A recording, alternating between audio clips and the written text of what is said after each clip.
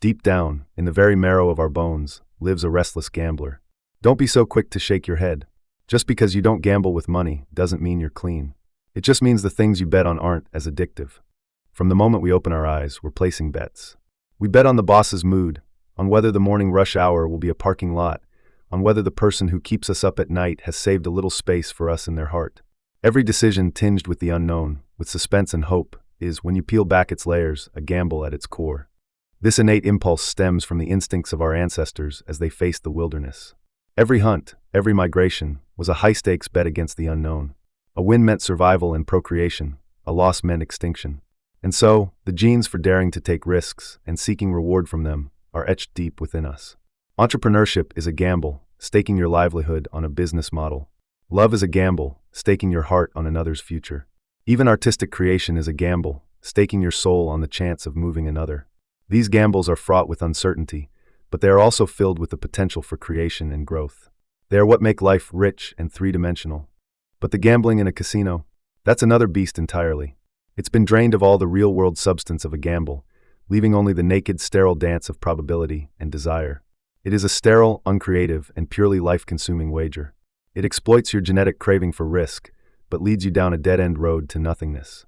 It's like a giant magnetic field, pulling every last trace of the gambler in you to the surface and turning it into a storm that consumes you. No one walks in planning to lose their life savings. Every story begins as sweetly as a love affair. I remember a young man named Chun, a designer with a decent, stable job. A friend in business took him to Macau, just to see the world. Chun was hesitant. He'd only exchanged 5,000 Hong Kong dollars, thinking of it as his entertainment budget for the trip. If he lost it, that was the price of admission. Not a penny more. His friend, a regular, navigated him expertly through the clamorous hall to a Baccarat table. The very air there was different, a mixture of faint tobacco, perfume, and a pheromone called desire. There were no windows, no clocks, only an eternal daytime and a soft, looping soundtrack that made you forget time, forget all your worldly troubles. Chun watched, heart pounding, as his friend pushed stacks of $10,000 chips onto the table. He himself just cautiously bet a $100 chip on Banker, following the crowd. And then he won. A few hands in a row, his small pile of chips began to grow.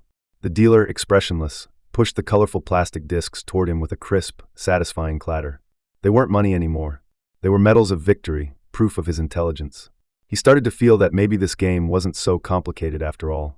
He began to have his own judgments, no longer just following others. He felt he'd found a path, a rhythm in the flow of the cards. That night, his $5,000 turned into $30,000. With the winnings, his friend treated him to a top-tier seafood feast and a tour of luxury brand stores. Chun bought himself a watch he had only ever dared to look at in magazines. The moment he put it on, an unprecedented feeling washed over him. It wasn't the simple joy of finding money. It was the profound satisfaction of, I can control the situation. He felt smart, talented, perhaps even chosen by fate. He felt that his old life of painstakingly saving up money was just foolish. This first taste of honey is the most potent poison. It warps your perception of risk, making you believe that money can come this easily. The thought begins to form, what I won tonight is more than I make in 2 months of hard work. Once that thought takes root, it's a seed that sprouts in your heart. You begin to look down on labor, on accumulation, because you've found a shortcut. You leave with your winnings, already planning your next visit. You attribute the win to your wisdom, and dismiss any losses as bad luck or a mistake. You don't yet realize that from the moment the thought, next time, enters your mind, you are no longer betting against the casino. You are betting against your own human weakness. And in that game, you have no chance of winning. If you think gambling is a simple game of luck, you are painfully naive. The architects of a casino understand human nature better than psychologists. They have tailored a full suite of psychological traps designed to make you, bit by bit, feed your rationality to the devil. The most common and effective trap is the fatal allure of the near miss. You're at a slot machine, one cherry away from the jackpot. The horse you bet on is overtaken at the last second to finish second. At the blackjack table, you have a solid 20, thinking you're safe, only for the dealer to reveal an ace to make 21. I once saw a man at a roulette table who, 5 times in a row, watched the ball land in the pocket right next to the number he'd bet on. Each time, he would clutch his head and groan, but his eyes grew brighter and brighter. It's the feeling of having the prey in your sights, only to miss because of a slight gust of wind. Your brain doesn't register, you lost. It screams, you almost won. This feeling of almost is more torturous and more seductive than a clean loss. Your brain, when processing a near miss, secretes almost as much dopamine as it does for a win. It fills you with regret and makes you feel it would be a pity to give up. So you feed the machine again and again, placing another bet, convinced that next time, luck will be on your side. You think you're chasing a win, but you're actually chasing the false hope generated by the near miss.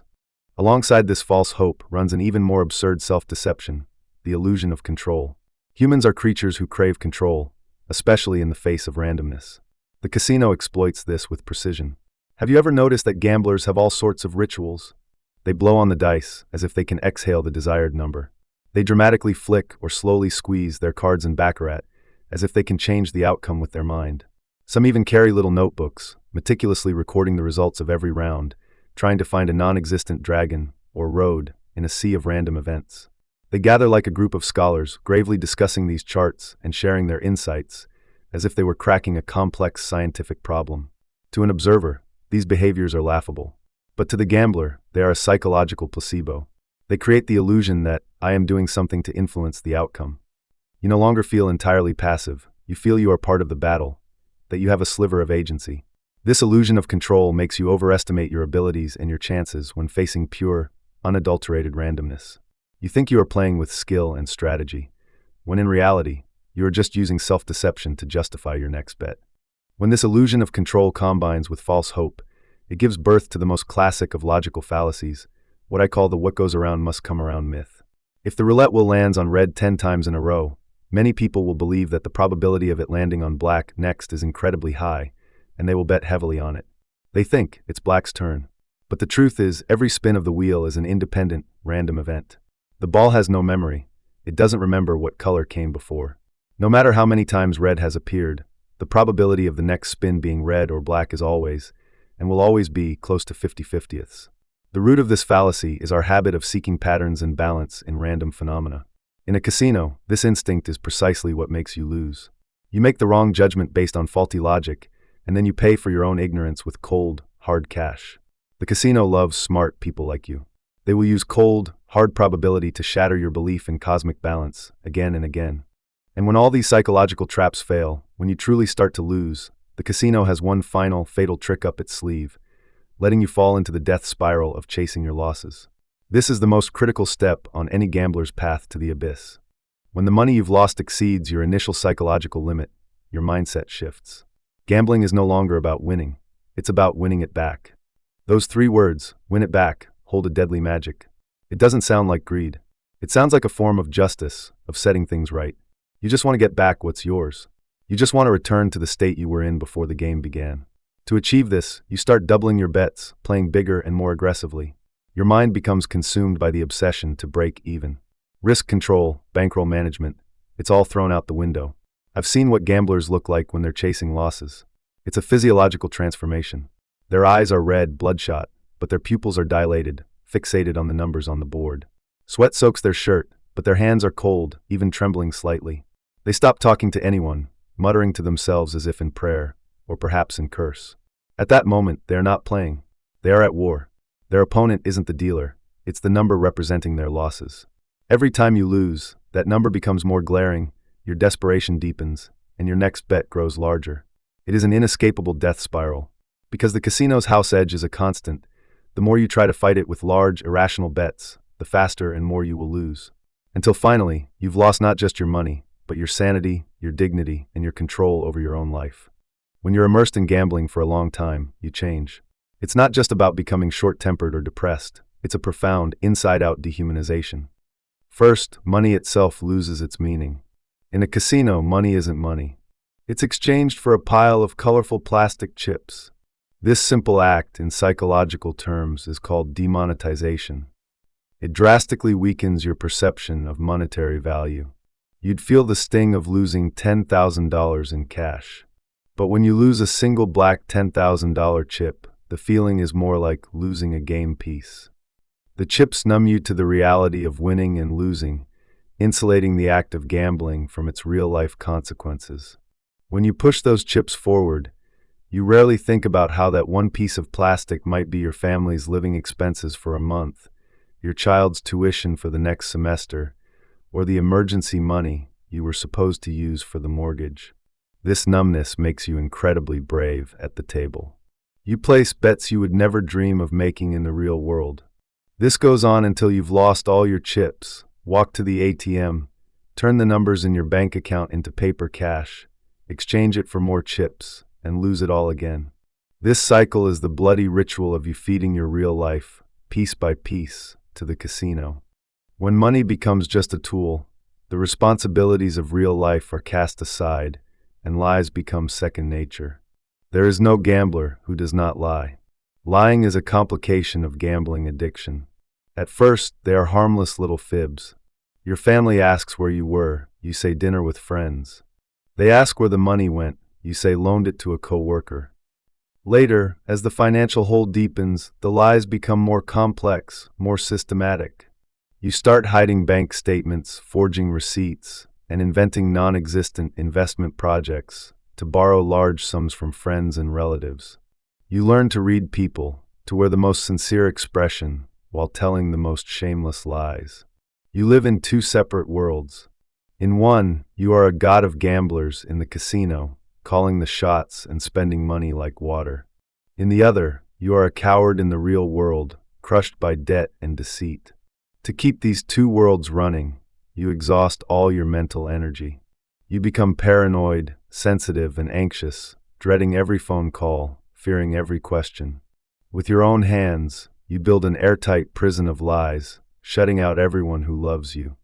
When a person lives in a web of lies for long enough, their heart hardens, leading eventually to an emotional wasteland. When gambling becomes the center of your life, everything else becomes unimportant. Family, friendship, love, the things that once nourished your life, become obstacles on your path. The pleas of your family sound like nagging and misunderstanding. The advice of your friends feels like jealousy and looking down on you. You begin to distance yourself from those who truly care, because their presence fills you with guilt and pain. You'd rather spend time with a crowd of fellow addicts, boasting about wins, borrowing money from each other, and creating a false sense of belonging, a belief that we are kindred spirits. The intense stimulation of gambling raises your emotional threshold so high that life's simple pleasures, a delicious meal, a good movie, a walk with your family, can no longer bring you any joy. You sit at a family birthday dinner, a smile plastered on your face, but your mind is replaying the last hand you lost. Your body is present, but your soul is hovering over the casino floor. Your emotions are reduced to two states, the ecstasy of winning and the despair of losing. Beyond that, your world is a barren landscape. Your heart becomes an emotional wasteland where nothing grows. You are no longer a son, a husband, a father, or a friend. You are simply a gambler. Many gamblers suffer from a fatal delusion. They believe they are fighting against luck. They naively think that luck comes and goes, that if they're unlucky today, their fortune will turn tomorrow. Wake up. Your opponent was never Lady Luck. From the moment you step into a casino, your opponent is the house itself, a precise, efficient, and ruthlessly cold profit machine built by actuaries, psychologists, and business elites. You are pitting your flesh and blood against a mathematical model. They don't rely on luck. They rely on a gentle but lethal weapon, the house edge. Every casino game is designed with a tiny statistical advantage in favor of the house. This edge might seem insignificant. In Baccarat, for example, it's just over 1%. It acts like a tiny tax. With every hand you play, the casino quietly schemes a little off your expected return. You might think, what's such a small edge? I can overcome it with luck and skill. But you have to understand, the casino's entire business model is built on the law of large numbers. You might win in an hour, or even a day. But as long as you play long enough, over enough bets, that tiny statistical edge will snowball, growing larger and larger until it has devoured your entire bankroll. The casino isn't afraid of you winning. It's afraid of you not playing. If you win and walk away, they will congratulate you and welcome you back next time, because they know that the vast majority of people who win return. And as long as you return, as long as you keep playing, the laws of mathematics will go to work, steadily taking back what you won last time, along with your new stake, and depositing it securely into their pockets. Betting against you isn't a gamble for the casino. It's a surefire business. This mathematical advantage is just the foundation. The real genius is in the psychological manipulation of the environment. Every detail in a casino is designed to make you lose your senses and extend your playing time. No clocks or windows. This is to make you forget the passage of time, to immerse you in an eternal game time. Free drinks and snacks. Alcohol lowers your risk awareness, making you bolder and more impulsive in your decisions. A labyrinthine layout. The exits are hard to find. In your search for a way out, you're likely to be drawn in by another passing table and sit back down. Colorful chips instead of cash. This is to weaken your concept of money. Loud noises for slot machine jackpots. The sound echoes through the casino, essentially brainwashing you into thinking people are winning big all over the place, which encourages you to try your luck. The dealers and staff? They are not your friends, nor are they your enemies. They are simply cogs in this massive machine, executing the coldest of procedures with professional smiles and practiced movements. They have seen countless people just like you, from dapper and confident to dejected and disheveled, from tailored suits to tattered rags. To them, you are just a temporary seat warmer, a data point, a source of profit. Your joy and sorrow mean nothing to them. If the environment is the hotbed that helps you sink, then the casino's loyalty card is the golden handcuff they lock you in. You think the complimentary rooms and free buffets are a reward. Don't be foolish. They are a precise valuation of your worth. Every membership card you sign up for records all your gambling activities, what games you play, your average bet size, how long you play. A back-end computer system uses this data to calculate your theoretical loss, the amount of money you are statistically expected to lose to the casino over the long run. All the comps and rewards they give you are just a tiny percentage of your theoretical loss. They give you an expensive room for the night because their system has calculated that you will likely lose 10 times that amount, or more, at the tables. It's a business investment designed to make you feel like a valued VIP, to make you stay longer, and to keep generating profit for them. You think you're getting a great deal, but you're actually being ensnared even more deeply. You stay in the room they gave you, eat the food they gave you, and a sense of obligation creeps in. You think, I should at least play a few hands to make it right, and just like that, you're back at the table. I'm not writing all this to scare you. I'm writing it to tell you that in the game of gambling, you were outmaneuvered from the very start. You are not fighting luck. You are fighting mathematics, psychology, and the darkest parts of human nature. In this war, you are unarmed. Don't even mention the words self-control to me. In a casino, I have seen people far smarter, wealthier, and more respected than you who all once believed they could control everything. A successful entrepreneur who can manage a company of 1,000 people can't control his own hand reaching for the chips. A brilliant lawyer who can spot every loophole in a contract can't see the trap of a near miss. Your little bit of self-control, when faced with the casino's masterfully designed traps, is like the punch of a 3-year-old, weak, powerless, and utterly useless. And don't even think about touching those illegal online gambling sites. If a physical casino is a slaughterhouse with a clear price list, then online gambling is a complete and utter black box. The operators can change the odds at any time. They can let you win at first and then make you lose. They can ensure you are never able to cash out. You might not even be playing against a program, but against a group of scammers hiding behind a screen, whose only goal is to squeeze every last penny from your pocket. Stop fantasizing about a miraculous comeback that will solve all your problems. Even if you get insanely lucky and win a huge sum, enough to pay off all your debts, the black hole of desire that gambling has carved inside you can never be filled. You'll just think, if I could win once, I can win again. That money won't become the seed capital for your new life. It will only become the fuel for your next, more catastrophic loss. I've seen people who won millions in the lottery end up not only squandering the prize money within 2 years, but also accumulating more debt than they had before they won. Because the problem was never the money. The problem is your brain, which has lost control and now depends on gambling for stimulation. If you haven't fallen into the trap yet and are just playing occasionally, I'm begging you, stop now. Take that money and buy a gift for your family, take your kids to an amusement park, or just have a wonderful dinner. The joy these things bring is more real and more lasting than any false victory at the gambling table. If you are already in deep, surrounded by debt and lies, and feel hopeless, please remember, you are not alone. Admitting you have a problem is the first and hardest step toward a new life. Confide in the family or friends you trust the most and seek their help. Hand over control of your finances to them. Voluntarily sign up for the casino's self-exclusion programs. Distance yourself from any environment that allows you to gamble. The process will be excruciatingly painful, just like detoxing from a drug. When gambling is removed from your life, you will feel a tremendous void, boredom, and anxiety. You will find life bland, and nothing will seem interesting anymore. These are withdrawal symptoms.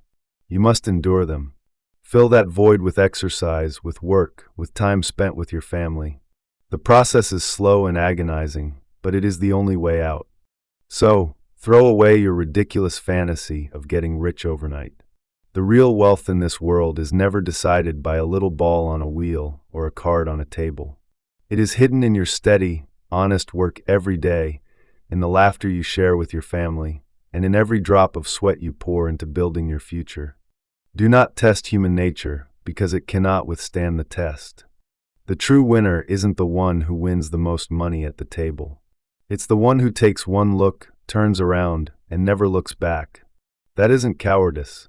That's the greatest wisdom of a lifetime.